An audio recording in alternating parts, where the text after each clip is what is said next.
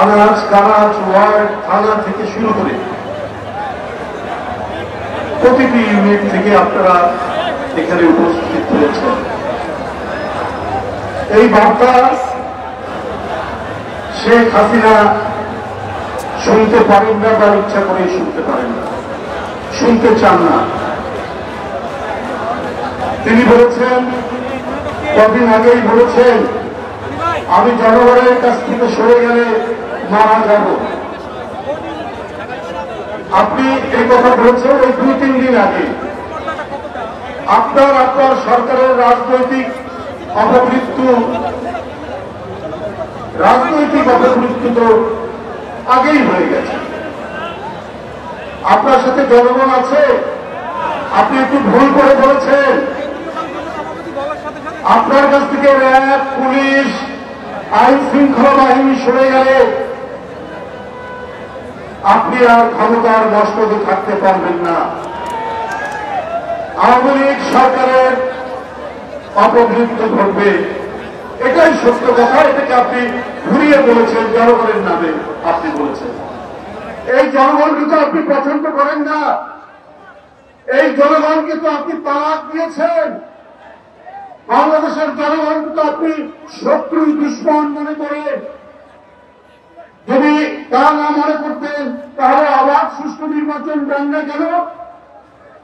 কোথাও এমনকি বাস মালিক সমিতির নির্বাচনেও অবাধ সুষ্ঠু নির্বাচন হয় না।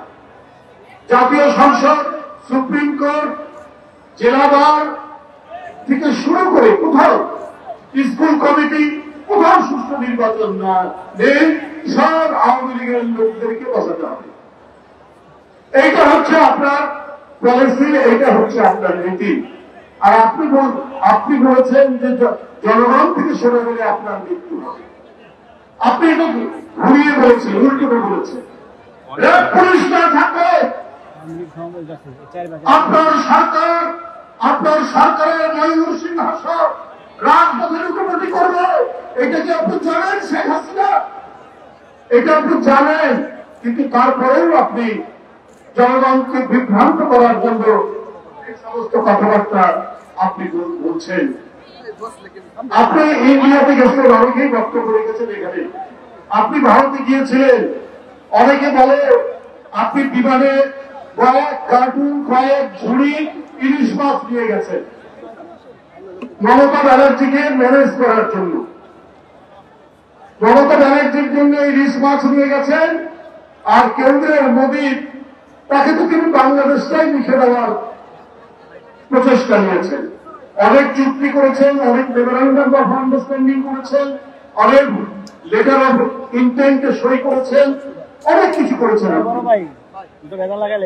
কেন করেছেন এইটা আমরা জানি, যে আপনার অবৈধ নির্বাচন, 7ই জানুয়ারিতে দামি নির্বাচন, আপনার 30শে ডিসেম্বরে নির্বাচন আগের রাত্রে হয়ে যাওয়া, প্রত্যেকটি অবৈধ নির্বাচন, প্রত্যেকটি অগণতান্ত্রিক নির্বাচন, প্রত্যেকটি জনগণকে বন্দী করার নির্বাচন আপনি করেছেন।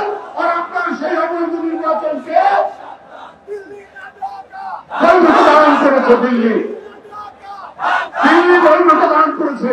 এই কারণে আপনি বাংলাদেশের জমি, জায়গা সবকিছু তাদের কাছে ইজারা দিতে চান। আপনার স্বাধীনতা, আপনার সার্বভৌমত্ব, এগুলো কোনো কিছু দরকার নেই। আপনি সবকিছু ইজারা দিতে চান। আজকে জনগণ ঘুষে যাও, আজকে জনগণ ঘুষে উঠেছে। আজকে জনগণের ইচ্ছা আমার বাংলাদেশ আমাদের মতো থাকবে, আমার স্বাধীনতা আমরা রক্ষা করবো, আমাদের সার্বভৌমত্ব আমরা সেটা প্রোটেক্ট করবো। আর আপনি সেই সার্বভৌমত্বকে দুর্বল করে আপনি ওদেরকে সুযোগ করে দিচ্ছেন বাংলাদেশের পেট চিরে বুকের মধ্যে দিয়ে রেল লাইন নিয়ে যাওয়ার জন্য। কেন করছেন? কারণ ওরা আপনাকে বৈধতার সিল দিয়েছে, এই কারণে দিয়েছেন।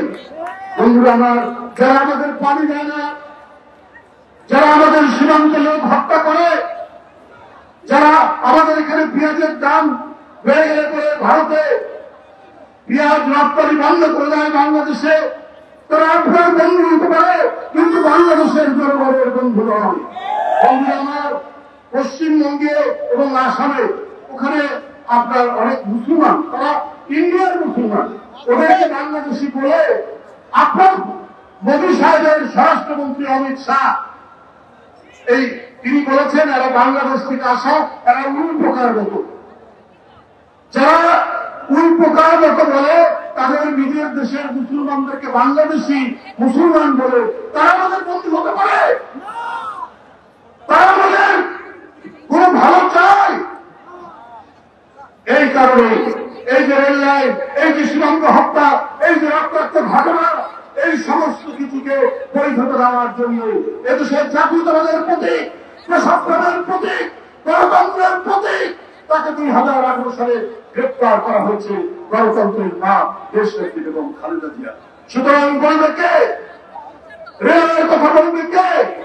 পরিবারের কথা বলবে কে? সীমান্ত হত্যার কথা বলবে কে?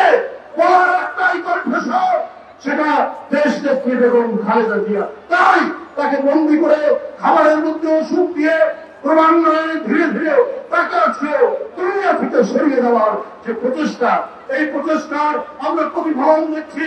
আজকে আসাম চুক্তি, একতরফা চুক্তি, যারা বিচ্ছিন্ন একটি সরকারের চুক্তি, বন্ধু আমার, এইটা আজকে জনগণ মানবে না।